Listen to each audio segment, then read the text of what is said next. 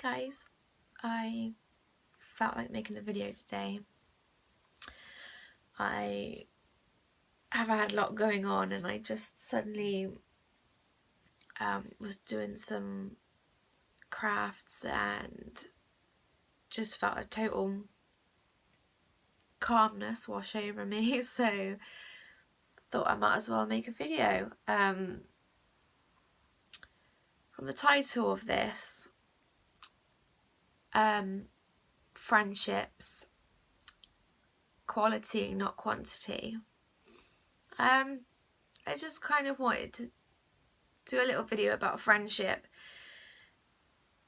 and what I've learned, you know, with having a mental illness and the relationships I have with people. My whole life I've always been quite a bubbly, open and honest person. I was bullied earlier on, as you probably would have seen in my video that I did about bullying. If you haven't, then I'll link it below, or at least I'll try and remember it to. I was bullied by a couple of my best friends, but then I went on and I learnt to trust that not everybody was out to hurt me and that people did generally want to be my friend. So I had like some really lovely friends in secondary school, and one particular friend I stayed in touch with. When you leave school, I think, well, for me, the big friendship group that I was in and that I was part of, we all kind of just scattered and went our separate ways. And I know that's because some people went to college and some people got jobs and had to focus on themselves. And I had a lot of boy mates, and boys are not very good at keeping in touch. They were out with their friends, and I ended up only really staying in touch with one person, and that happened to be my best friend. And we got on really well and we had a lot of fun, and I didn't really have any other friends because she was my main friend. And the relationship I have with my mum, she's like my best friend and sister. She's like a soulmate. You know, we do everything and go everywhere together. We are like glued at the hip. We are like twins.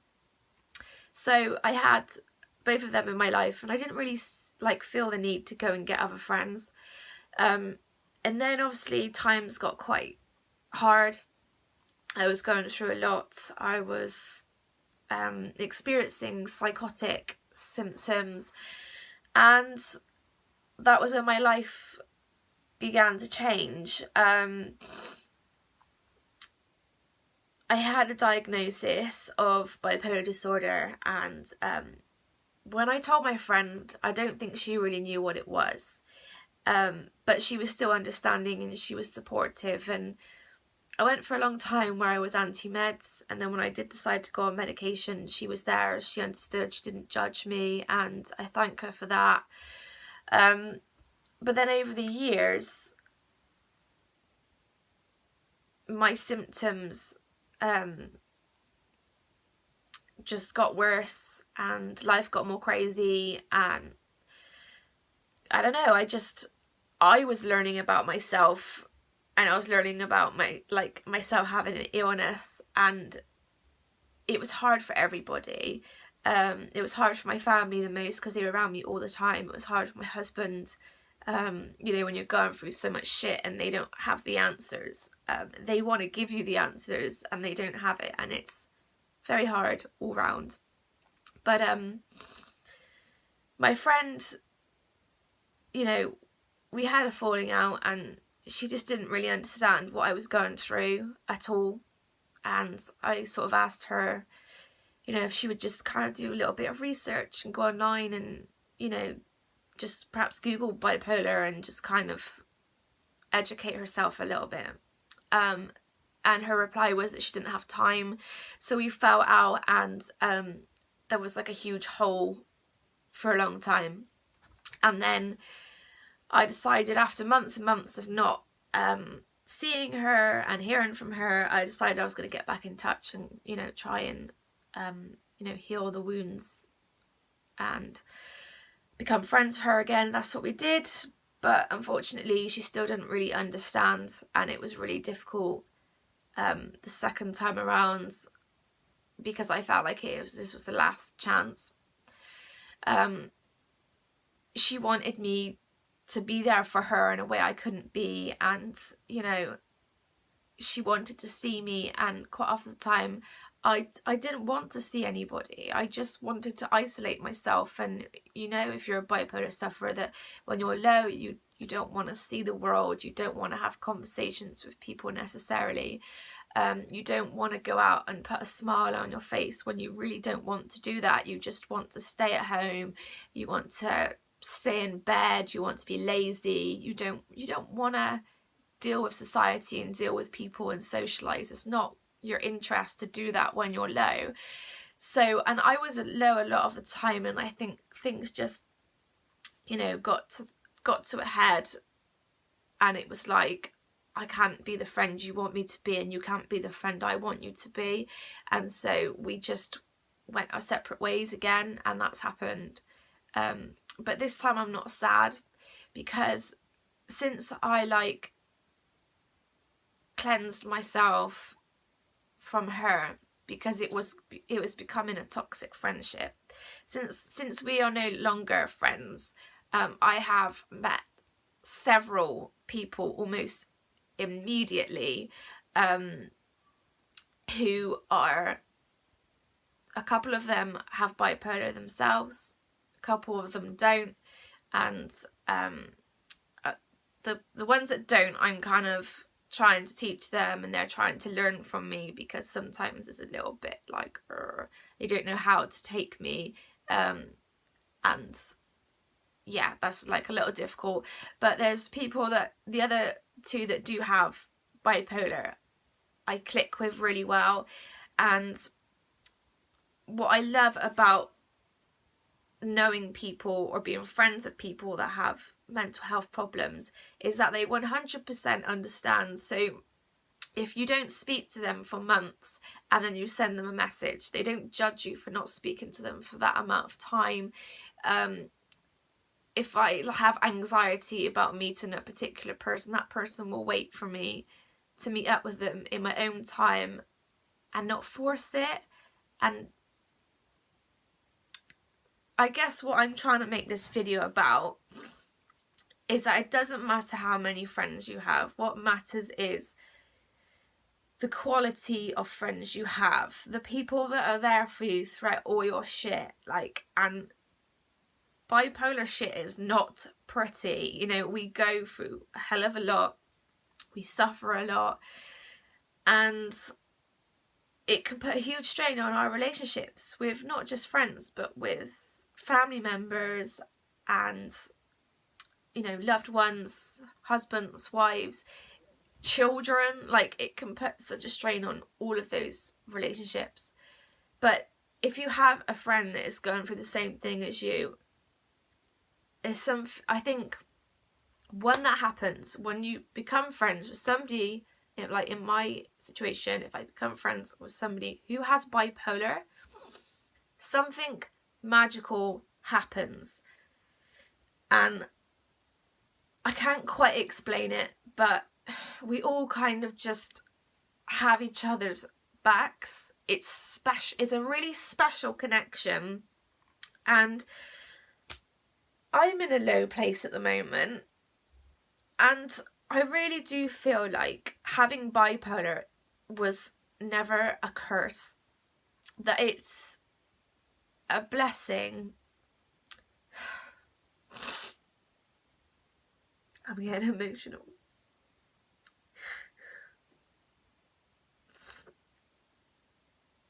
It's a blessing in disguise, and I'm just really thankful for the people that I've met, because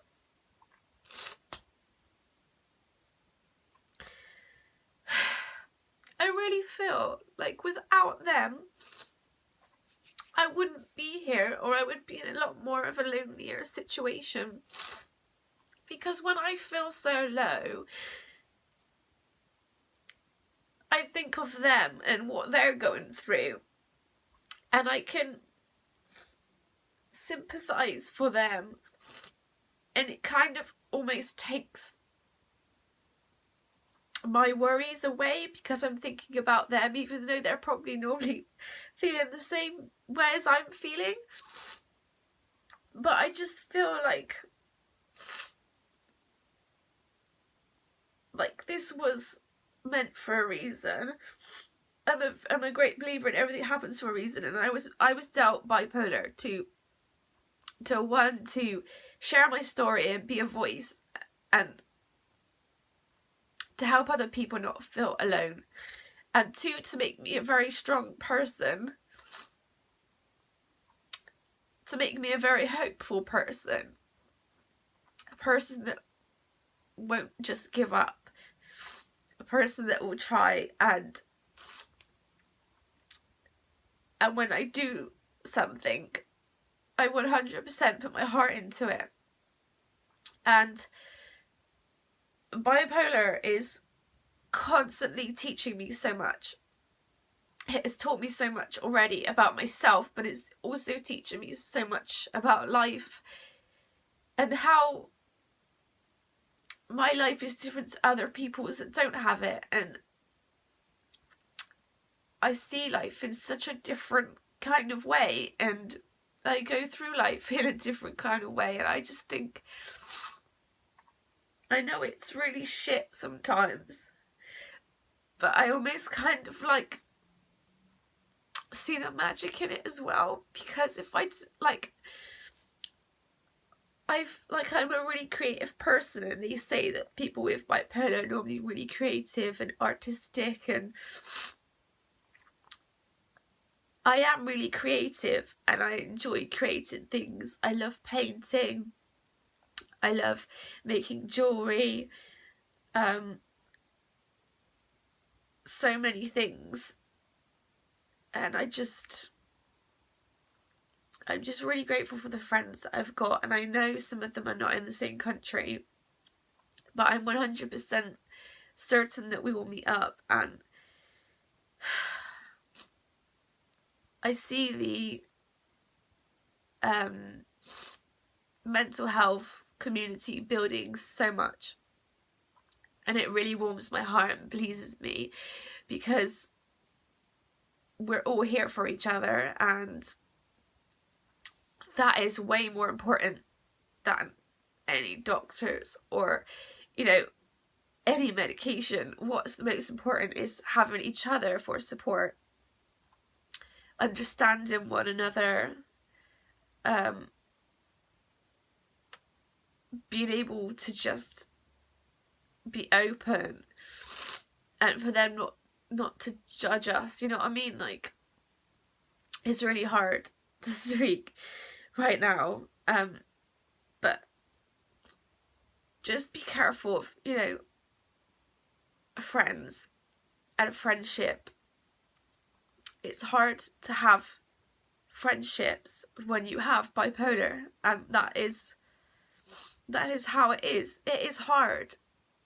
It is really hard. As long as you have a couple of people in your life that matter to you, and that they love you and they support you no matter what, and they protect you, then that's all that matters. You don't need tons and tons of friends. All you need is somebody who loves you and somebody who cares. And I tell you what, the best thing you could do is surround yourself with animals. If you love animals, if you have pets, that's amazing. I have a dog who lives with me all the time. I have a pony, which I had when I was 11 years old. He's now old, has arthritis, and he's retired. He's my soulmate. And I have 2 twin 1-year-old goats, pygmy goats.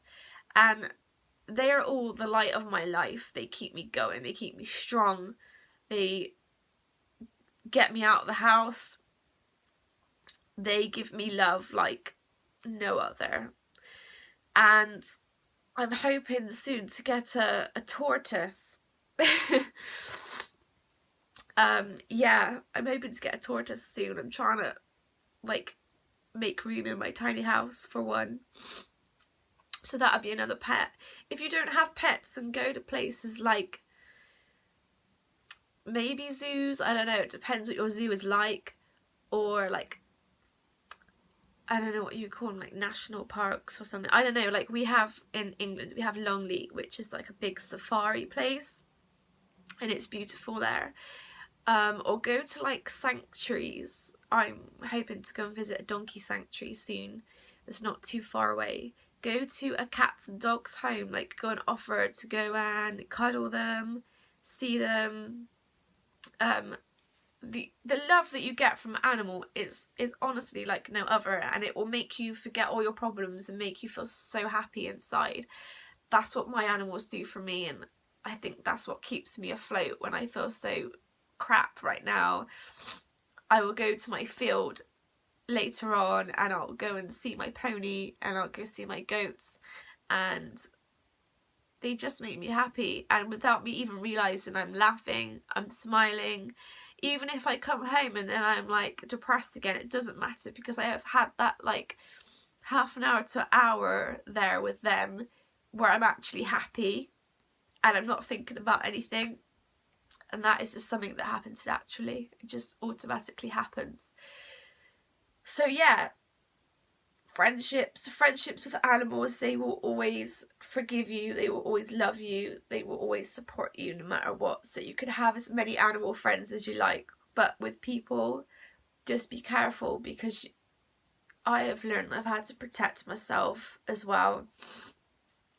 And just have a couple of close friends.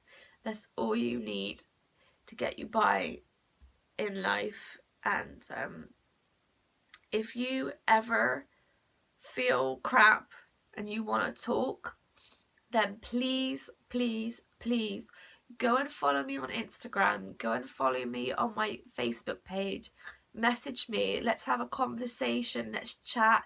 If you go on my Facebook page and you post something on there, likely that somebody else will post as well. That's what I kind of want to make my page all about, is like, let's get posting on there, like, and supporting each other and making it into a community. I don't want anyone to suffer alone, and to think that there could be somebody watching this video and they're sat in their room feeling alone just makes me so sad. So please send me a message. My Facebook page is Jessy Rose Bipolar Life, and my Instagram is Jessica with a K behind the smile, and you can follow me on there, and I will, I can interact with you. So please message me, and yeah, let's all be bipolar friends. I think that's the best thing. I have been talking for 18 minutes, so I'm going to end this video. I feel like it's a bit of an emotional one, and my voice sounds funny and my nose is all blocked up. I've been going through a hard time, guys. I don't know if I have a bug or what's going on, but I had a load of bloods done today, hence my arm. And that will check like all my kidney and liver function, because I'm on lithium, and it will also, I've also been checked for like loads of vitamins and just checks for a lot of stuff. So I hope to feel better soon. I hope you guys are doing well. I hope that some of you went to check out Gary's channel, Gary Talks Mental Health. If you haven't, then please go and check out his channel. He's amazing. There's something very special about him, and he just has a way with talking and being vulnerable and saying it how it is. And yeah, I just think he's awesome. So, you know, he's just started out. I think he's got 20 something subscribers, so please go and subscribe to him, because he deserves so many. He deserves to be heard, and his story deserves to be heard and supported as well. So please go and check him out. And yeah, guys, thanks for watching. If you've watched this far, thank you so much. I really do appreciate it. And yeah, I love you guys. I hope to see you soon. Bye.